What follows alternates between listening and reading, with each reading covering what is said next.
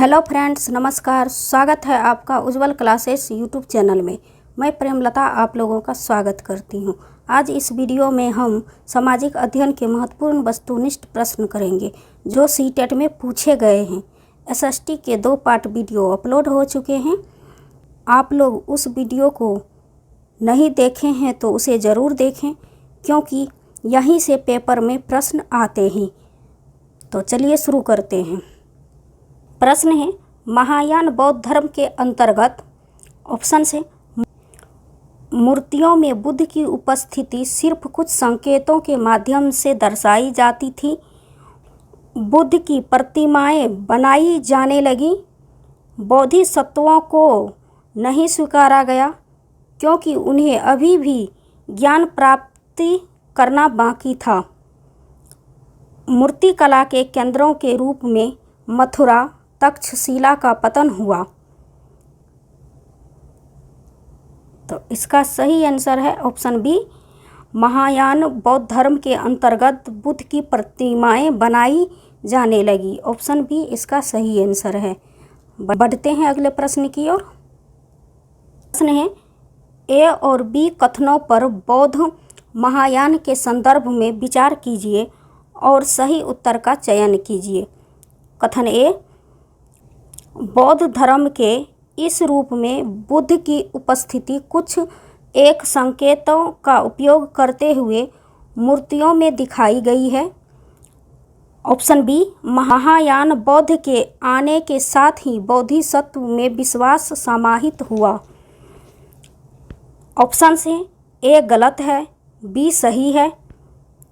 ए और बी दोनों सही हैं। ए और बी दोनों गलत है।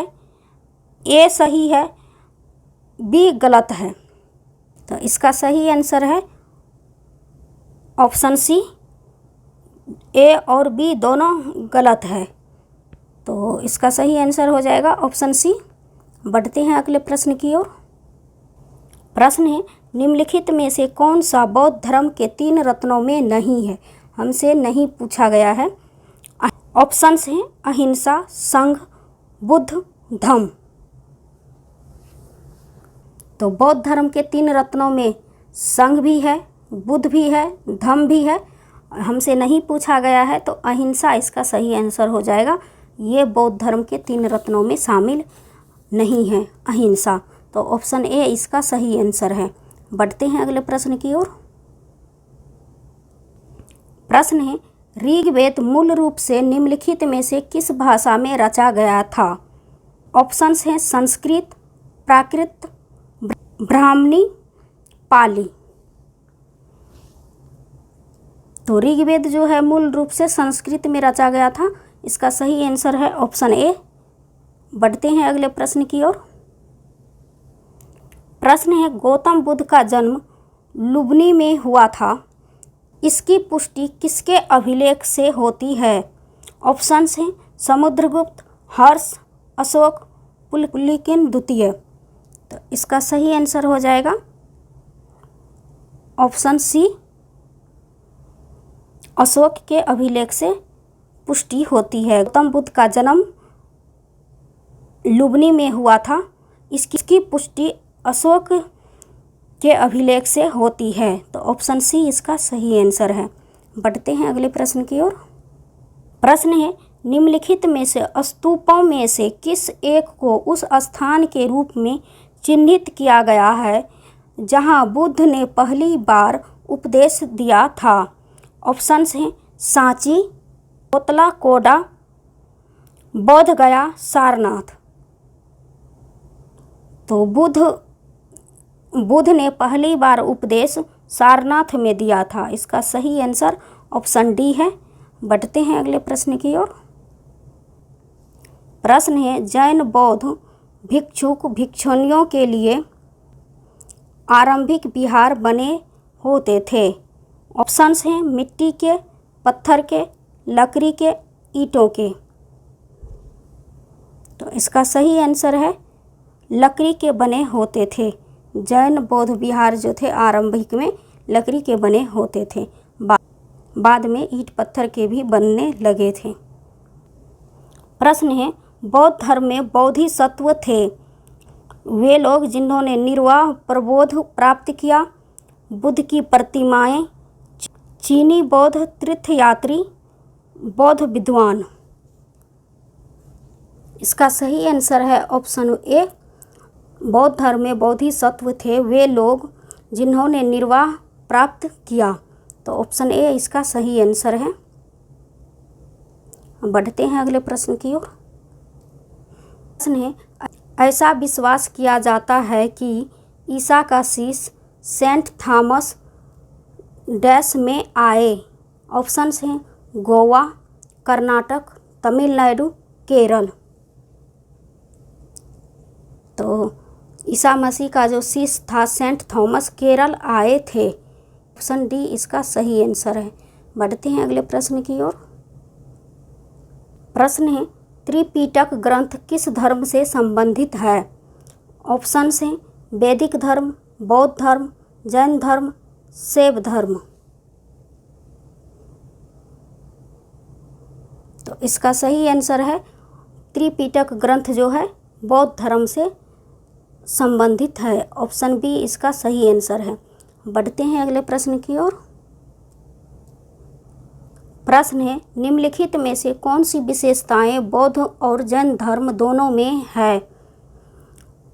ऑप्शन से मुक्ति पाने के लिए मनुष्य को अपने वस्त्रों सहित सब कुछ त्यागना होता था। अधिक पाने की निरंतर इच्छा को मध्य मार्ग अपनाकर समाप्त किया जा सकता है। केवल वही सच्चा ज्ञान प्राप्त कर सकते हैं जो घर त्याग देते हैं। इन दोनों धर्मों में मुख्यतः व्यापारियों का समर्थन प्राप्त था।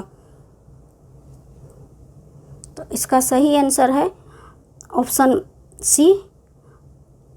बौद्ध और जैन धर्मों में केवल वही सच्चा ज्ञान प्राप्त कर सकते हैं जो घर त्याग देते हैं। तो ऑप्शन सी इसका सही आंसर है। बढ़ते हैं अगले प्रश्न की ओर। बुद्ध द्वारा लालसाओं व इच्छाओं की तीव्रता को निम्नलिखित में से क्या बताया गया है। ऑप्शन हैं पिपासा, तीव्रता, तन्हा, तीव्र इच्छा। बुद्ध द्वारा लालसाओं व इच्छाओं की तीव्रता को तन्हा बताया गया है। तो इसका सही आंसर ऑप्शन सी है।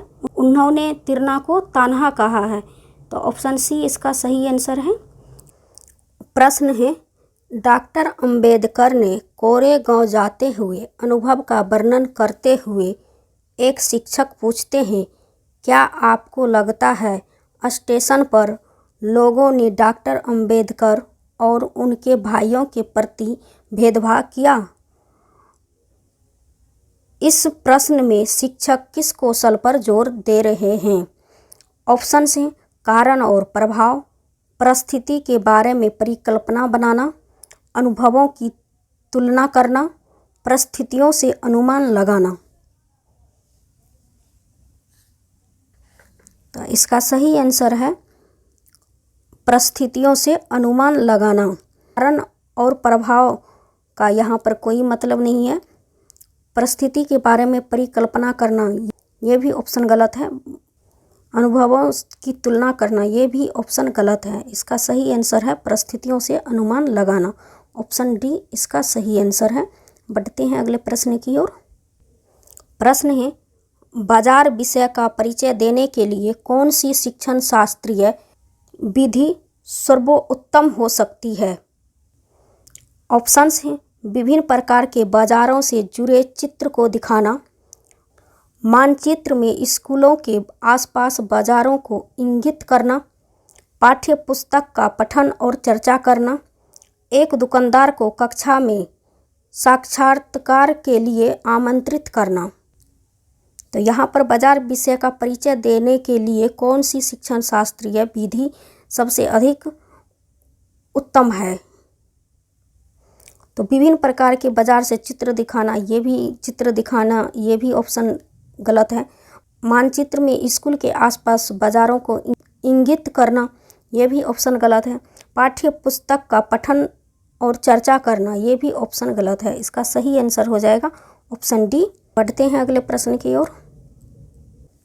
प्रश्न है, निम्नलिखित में से कौन सी व्याख्या विविधता का उचित प्रतीक है। ऑप्शंस हैं, यह लोगों के विशिष्टता को स्वीकारता है, यह लोगों के बीच असमानता को स्वीकारता है, यह लोगों के बीच भेदभाव बढ़ाता है, यह लोगों के बीच एकरूपता बढ़ाता है।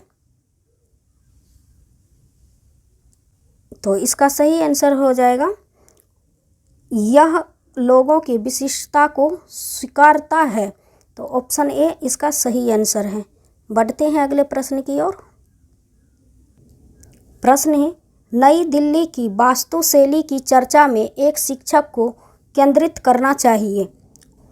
ऑप्शंस हैं, उसकी शैली पुरानी दिल्ली की शैली से कैसे श्रेष्ठ है, कैसे यह ब्रिटिश महत्ता और विस्मय का भाव पैदा करता है, कैसे यह पर्यटक इमारतों को देखते हैं, इमारतों को दूर से कैसे देखा जाना चाहिए।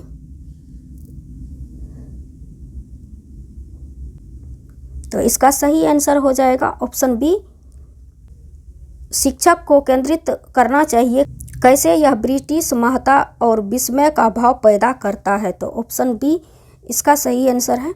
आज की वीडियो में बस इतना ही। मिलती हूँ अगले वीडियो में नए प्रश्नों के साथ। Thank you so much.